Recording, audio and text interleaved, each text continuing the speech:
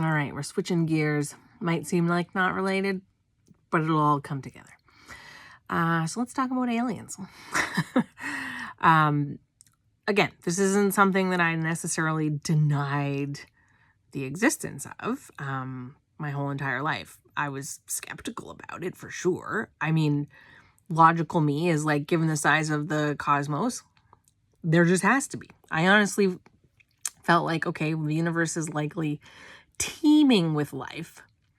We just haven't seen any of it yet. And, you know, how could we? We've barely crawled out of bed on an evolutionary timescale.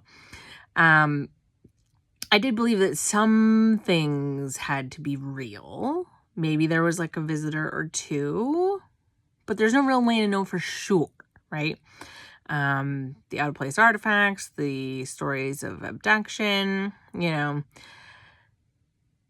those would always kind of just go like in the maybe pile for me, right?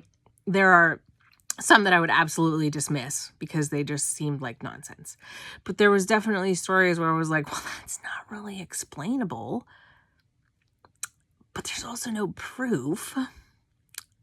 And it could be in their imagination. Proof as defined by my materialist worldview at the time.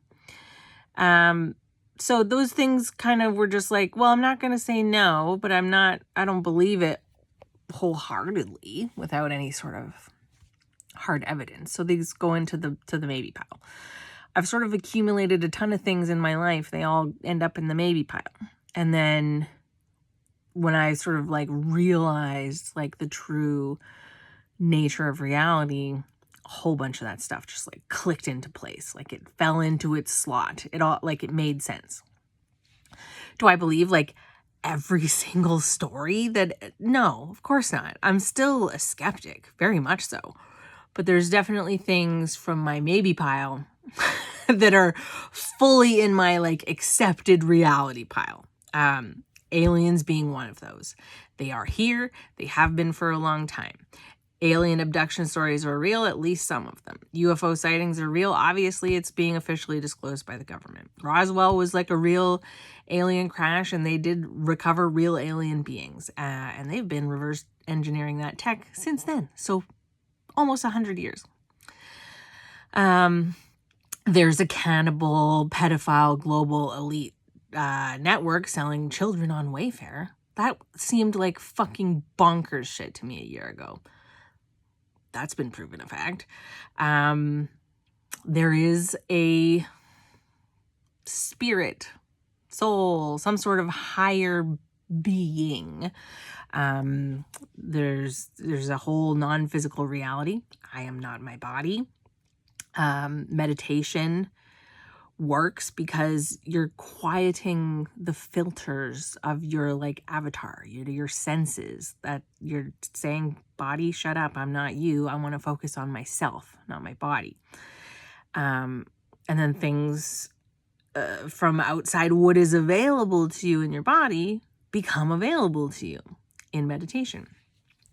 Reality is created constantly by all of us, and that our experience, including all the science we've ever done and knowledge we've accumulated, does not resemble reality whatsoever.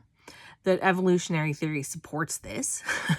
And so like things like, you know, seeing a, like, let's say you see a butterfly after your grandma passes and it was like her favorite thing or whatever. Could be you collapsing a reality, or it could be that other consciousness, your grandmother's higher being, is literally sending that to you.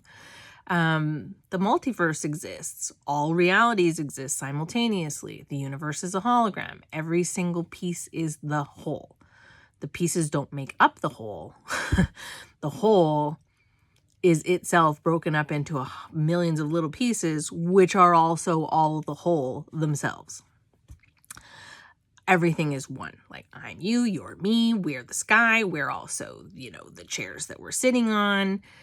There is no separation.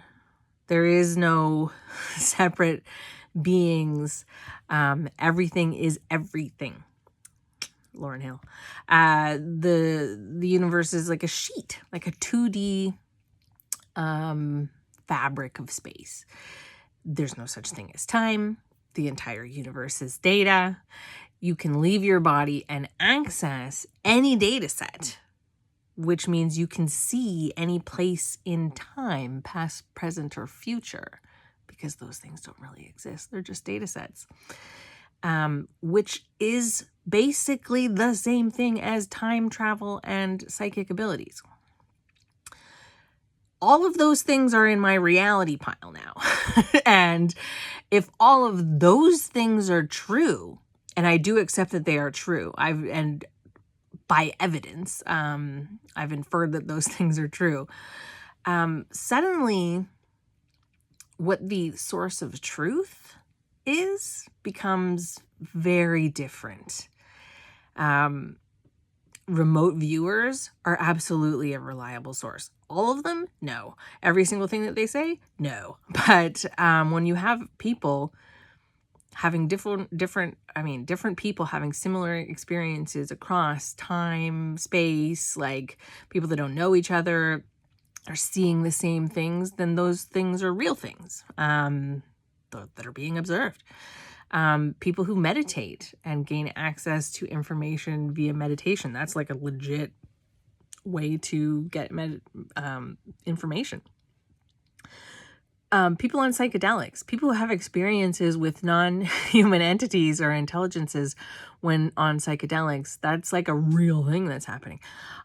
I'll do a whole other video on like psychedelics and what I think is going on there, because that is a whole other thing that I find super interesting. People that have been abducted, people who have had out-of-body experiences. All of these things, I mean, again, not 100%. I'm not like, oh, every single thing that every single person says is true.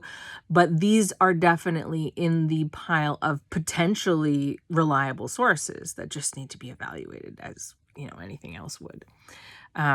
History itself, the stories, the tablets, the religion, reincarnation, paranormal things, mediums, the fact that like places have a feeling to them, there's all kinds of things that are firmly in the out of the maybe pile into the this is real pile.